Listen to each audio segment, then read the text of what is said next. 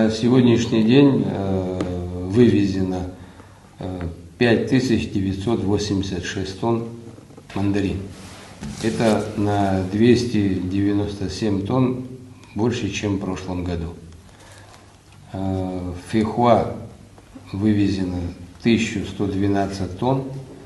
Это на 147 тонн больше, чем в прошлом году. Хурма 214 тонн, на 8,5 тонн больше, чем в прошлом году.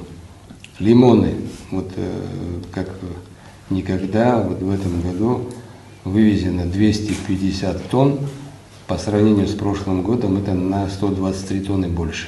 Оказать необходимую помощь экспортерам для того, чтобы беспрепятственно эти товары проходили.